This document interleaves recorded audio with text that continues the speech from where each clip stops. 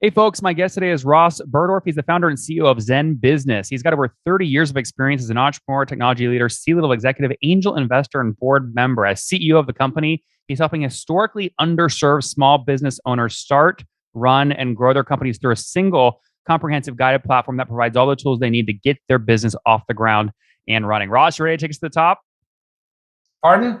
Are you ready to take us to the top, man? I am, absolutely. I'm ready to I'm st- go. I'm stuck trying. I'm a little bit bummed because your pricing page was always the page I sent founders to as how to model instant CAC payback because you'd have all these one-time templates you'd sell for like $49 or $79 or $60. And I just preparing for this, they're all gone now. At least I can't see them. Have you changed the pricing strategy there? Yeah, we continue to evolve the pricing strategy to, match the demands of our customers. What do they need?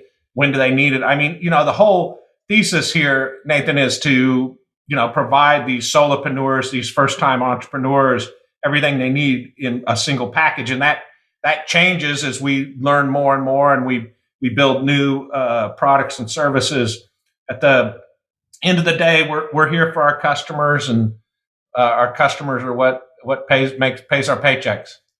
And Russ, so how do you make decisions around what products you use in certain scenarios or different onboarding? I mean, you've sort of bucketed into three start, run, grow sort of buckets, but you could do anything when supporting small business. How are you saying, like, when are you saying, what was the last product you said no to building? Well, it's we say no to a lot of products. I'm a software engineer. I have a CS degree from the University of Texas, and a lot of us do have CS degrees. It's a very technical company, product led company.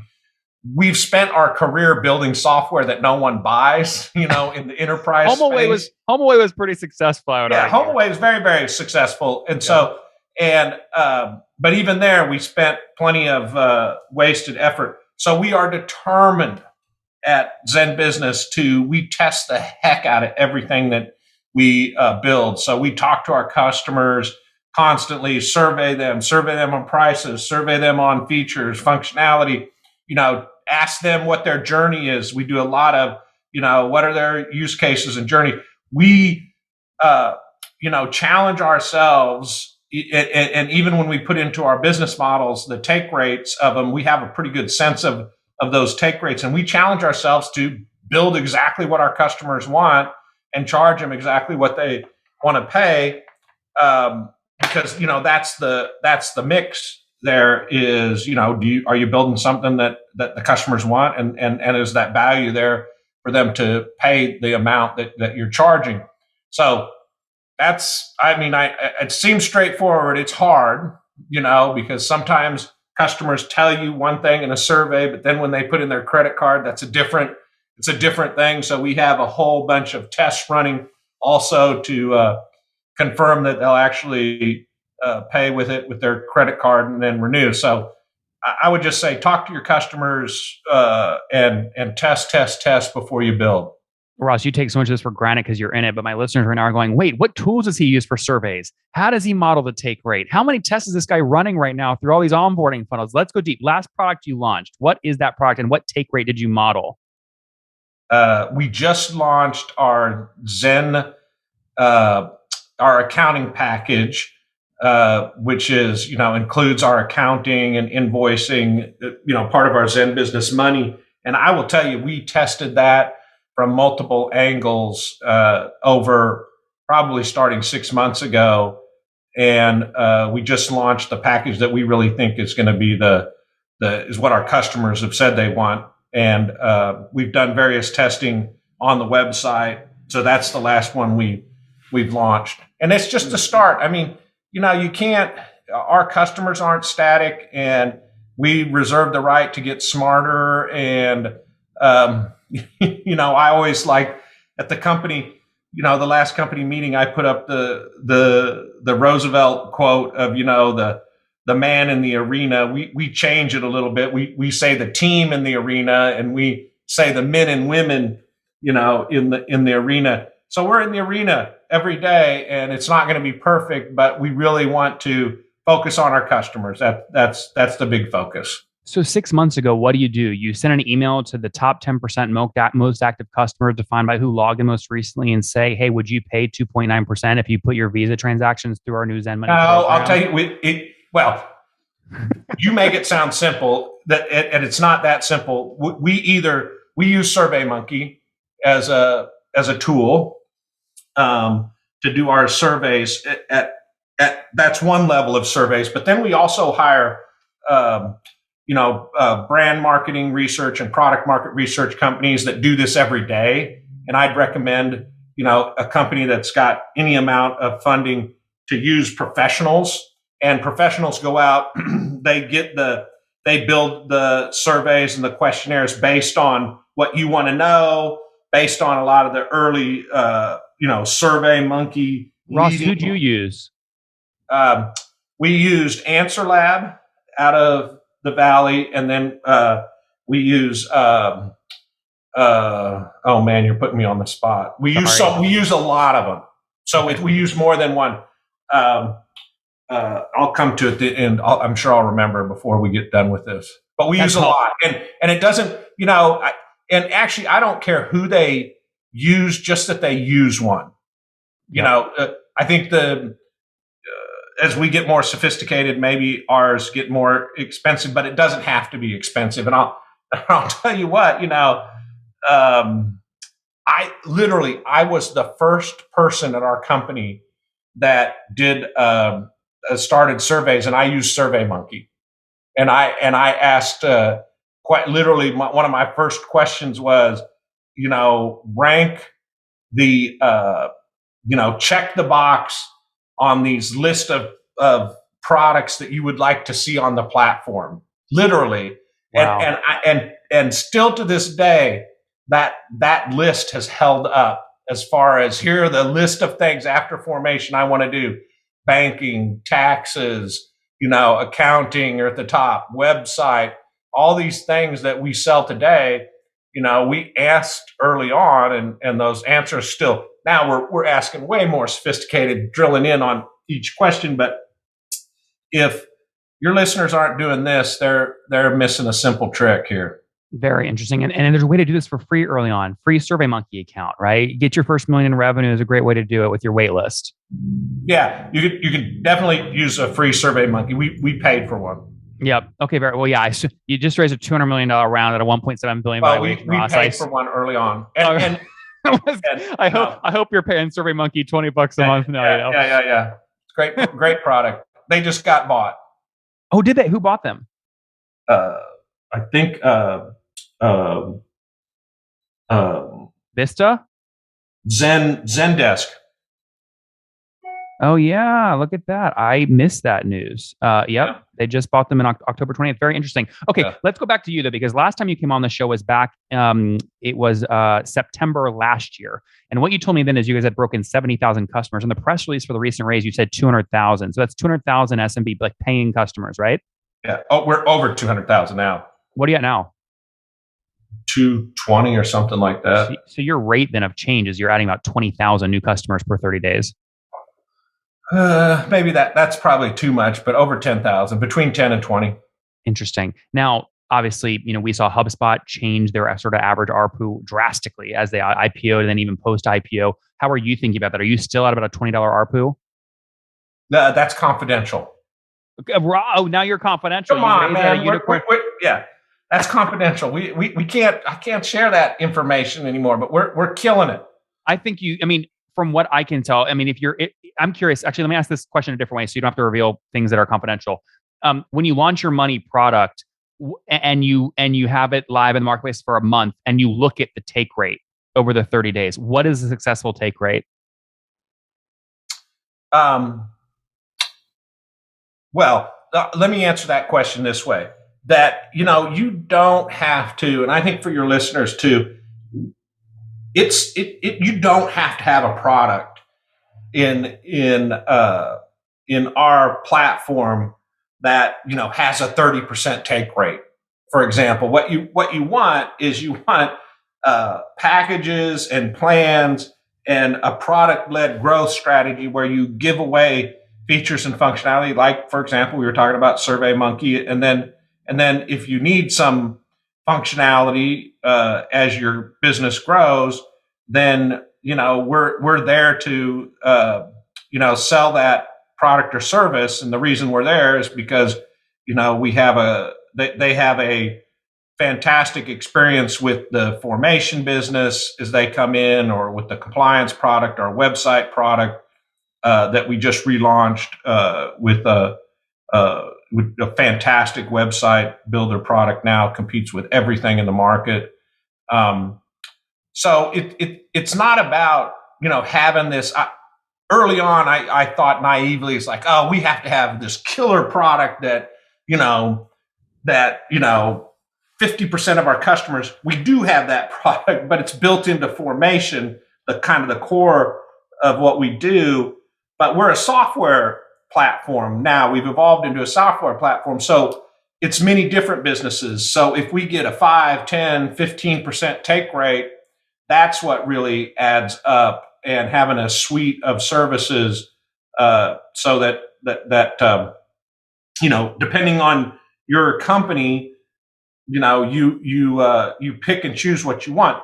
Now we are a fintech, and so with launching this fintech, we'll also be part of the transaction flow. And so part of the transaction flow is very exciting to us and to everybody that's in the fintech business, that you can make a lot of money there. I mean, I'm guessing here, Ross, but when you came on last time, 70,000 customers at $20 ARPU is at a $16.8 million run rate. That would have been about a year and a half ago. If you're still at a $20 ARPU, which you're not, I'm guessing, I'm speculating you're higher than that. But let's say you conservatively are 20 at times 220,000 customers. You're at north of a $40 million run rate today. You raise it over a 42x. Oh, hey man, we're north of that. Will you break 50 million this year? Run rate? I'm not saying. Come on, man. I gotta get to Ross. I'm not disagreeing with that.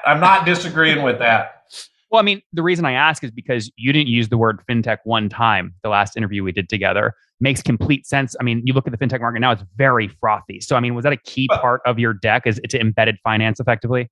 Well, it absolutely is embedded finance. I mean, embedded finance has always been part of what we're doing. We acquired Joust. That was a challenger bank last July, and we've relaunched that, modified it. And we have now accounting, taxes embedded, along with a invoicing product and merchant account. Take deposits? Well, I'll tell you what, our customers don't want us to take deposits. They don't, we're embedded fintech. So we have a FBO account, or think of it as like a Venmo account. We have a holding account. That's what our customers want. They want Chase. They want Bank of America. We've got a deal with Bank of America. We think they're a fantastic partner. That's what customers want. They want this big commercial brand, and that's okay. So we connect. We connect to them via Plaid, and we can move money back and forth. Mm-hmm. There's usually 300 bips up for grabs every time a transaction happens, right? On your first sort of initial cut here, I mean, can you get 10 bips, 20 bips? I mean, most of it goes to Visa, right? Yeah, I mean, I think part of the fintech story is being part of that transaction and enabling that for our customer base. Again, the story here is that you come to us. This is an underserved market. They don't know what they don't know. We curate that solution for them, and we give them the best price, best product, best service of anyone in the industry. And so, merchant account is there when they need it, when they're invoicing their first customer or their 100th customer. We're there to be part of that. And yeah, I mean, we get a piece of the transaction, but we are, below market on what we take. What is market? I mean, it depends. I mean, you can look at I don't know what Square is taking and Stripe, and it's not cheap. So so are you like under 3%? If I do $1,000 invoice through ZenBusiness Money, are you going to take under $30? Oh, yes. Okay. So under 3%. Interesting. Because when I go to your Zen Money page and I see your section, what are the fees for using ZenBusiness Money? It's not clear to me where your take is here, other than that 30-cent deposit fee. Yeah. And you have to get in and get a merchant account. I see. That's where I would start seeing. And the merchant account comes when you do your first invoice. So we give away invoicing for free. Once you do a merchant account, then we. I see. Interesting. So do you have some, if you don't add, you won't, but if you don't add any more customers, just the 220,000 you have today, if they all used you for all of their sort of invoicing processing, what is the GMV opportunity for you? I mean, are we talking in the billions, I imagine? I don't know. I mean, I think, gosh, you need to be part of the company. I'm telling you, if this thing doesn't work run out, these numbers, if this Ross, thing doesn't work out, you can just walk down the street and work for us. I mean, the way we like to think of it is, and we do, have some humility about these questions. We're here to serve our customer. We're here to facilitate our customer. We're here to provision them so that they can take money. We're more focused on them making money in the first 30, 60, 90 days that they come to us to launch their business and facilitate them, bringing money in. And so that means a merchant account. That means a website that has, a pay here button. That means their expense tracking so that they can do their taxes and their accounting. So we're here to help them, enable them, and a website so that they can be, out in the market. And educational, we launched ZenBusiness Academy, educational pieces, and we're taking this $200 million, and we had a lot of money in the bank too, to launch, our next generation platform, which is all on a mobile app and literally takes you step by step through each step of the process. That's what we're about. And I think part of, why fintechs are and why banks are exist is, we have to pay for that infrastructure that facilitates the transaction, and it's fair that we should get a piece of that action. Mm-hmm. Who led the Series C? Oak. HCFT. So they're leading fintech adventure. Oh yeah, no, they're top guys. Now, did LegalZoom get wind of this and try and make an offer ahead of time to buy you guys? No, none. And I wouldn't tell you anyhow. So I wouldn't tell you anyhow. But I'm glad editing team, delete this part. Delete this part. Cut. I'm glad you asked. No, the reason I asked that is because you actually strike me as a very sort of humble founder who really wants to serve SMBs. And I've just seen many times you raise this much VC, but see, you've gone through it. You raise this much VC, it actually shortens your timeline. You have to do one thing much faster, either success big or fail faster. So you sort of don't you shorten your timeline a little bit by raising so aggressively? Oh, absolutely. I mean, but that's you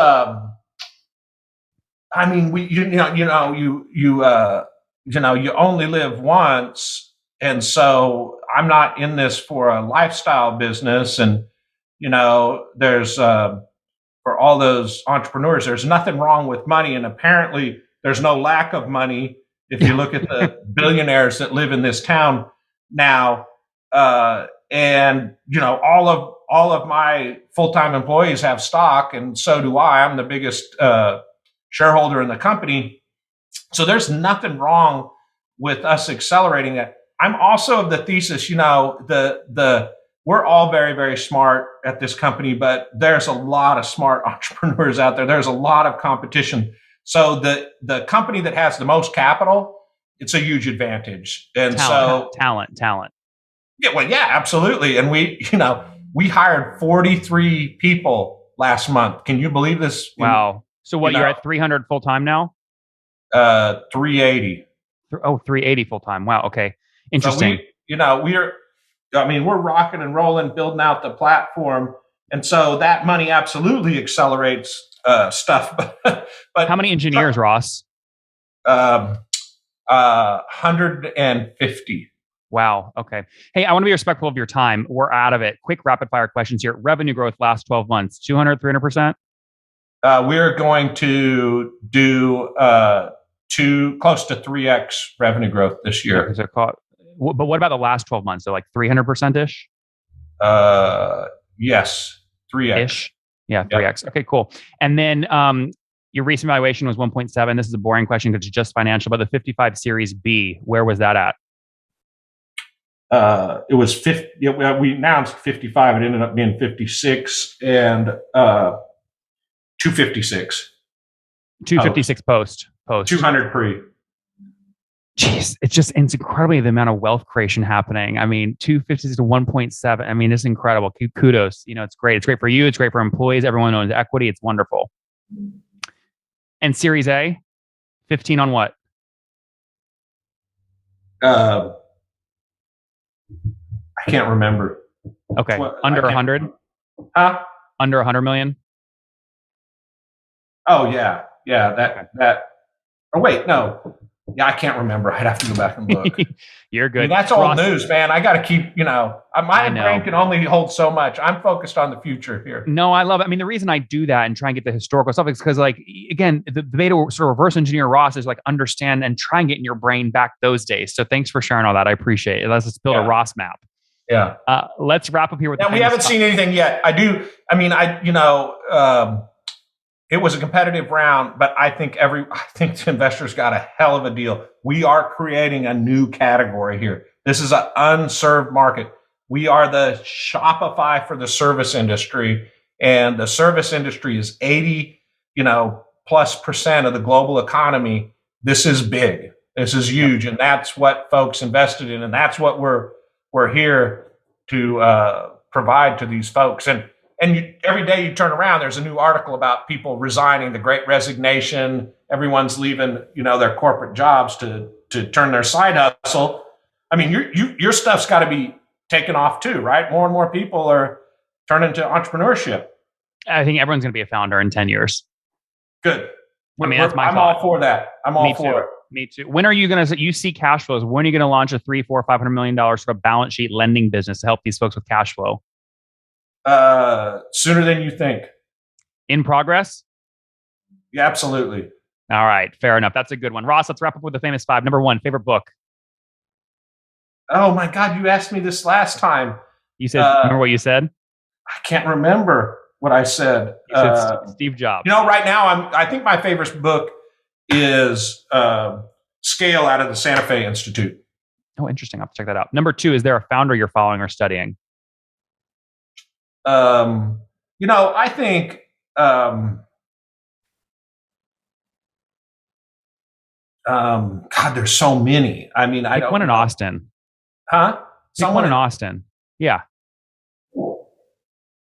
Well, I mean, I think it'd be Brian Sharples. He's now he's taking boards, but I call up Brian every day and I just say, listen, all I'm focused on is having a company more valuable than HomeAway, and why the remorse? Why the remorse there?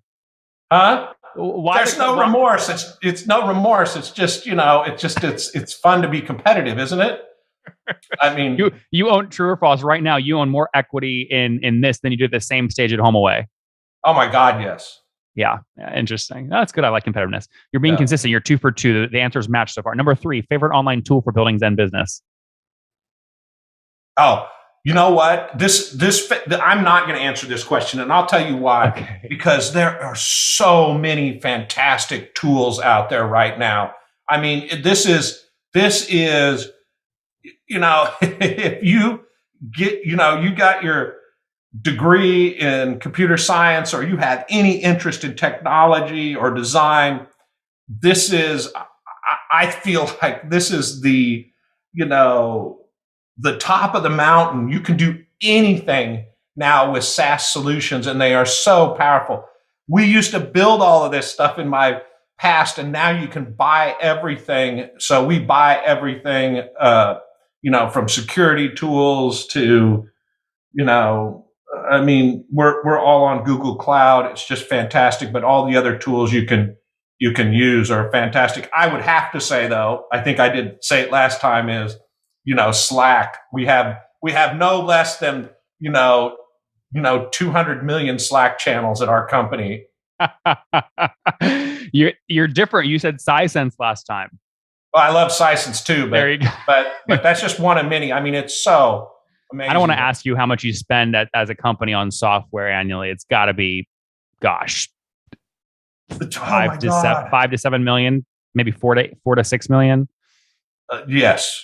Something like that. Anyway, we're heavy spenders. We're heavy believers in this. I mean, I am fanatical about we use Salesforce. We pay them probably the most, but it's a fantastic tool. And now that we're a fintech, we have a joke. It's like the security world is creating more and more software that we have to buy. It's like this, the more and more that it becomes a problem, there's more and more stuff you have to buy to, keep yourself safe. Yep. And same situation. So married, 3 kids. You have a birthday. You're what, 58 now? Man, I'm not 58. Damn. You're still 57? I'm 57. I'm going to be 58 in February. Well, something is wrong because you told me in September last year that you were 57. Maybe I am going to be 58 in February. Yeah, but last September, so 13 months ago, you told me we were 57. Oh man, I mean, I don't know. I was going to be 57. There you go. Your 57th birthday, coming on up 58 in February. That's great. Yep, all right, last question. So what do you wish you knew when you were 20, Ross? Pardon? Something you wish you knew when you were 20. Oh, something. I mean, you have. This is unfair. You get to spend all your day thinking of these damn questions.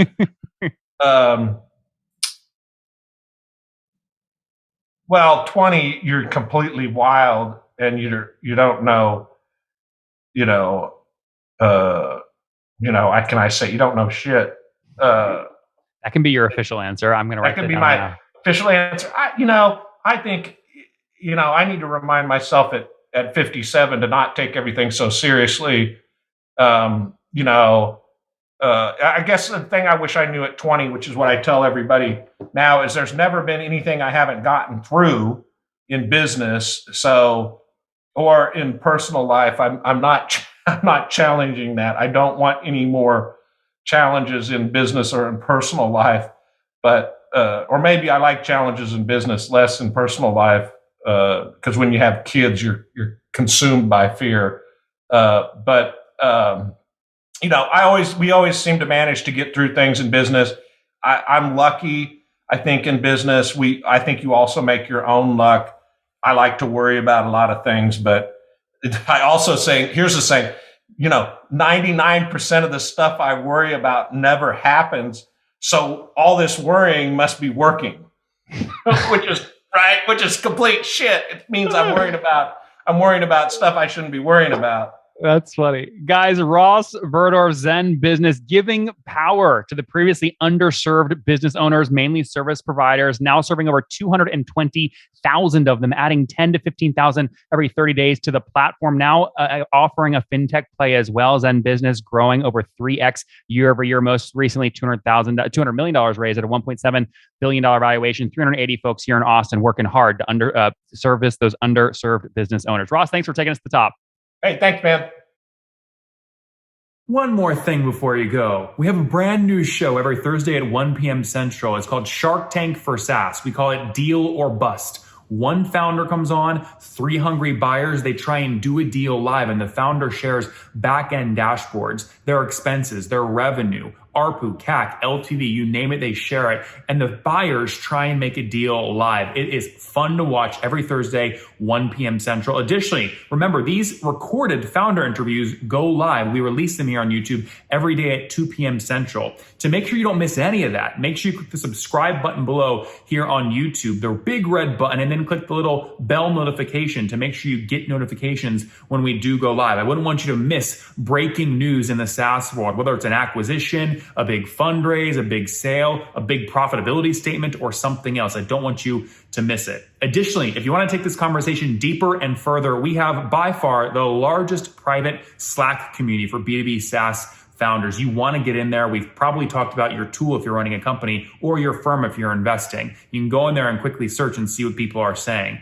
Sign up for that at nathanlatka.com/Slack. In the meantime, I'm hanging out with you here on YouTube. I'll be in the comments for the next 30 minutes. Feel free to let me know what you thought about this episode. And if you enjoyed it, click the thumbs up. We get a lot of haters that are mad at how aggressive I am on these shows, but I do it so that we can all learn. We have to counter those people. We got to push them away. Click the thumbs up below to counter them and know that I appreciate your guys' support. All right, I'll be in the comments. See ya.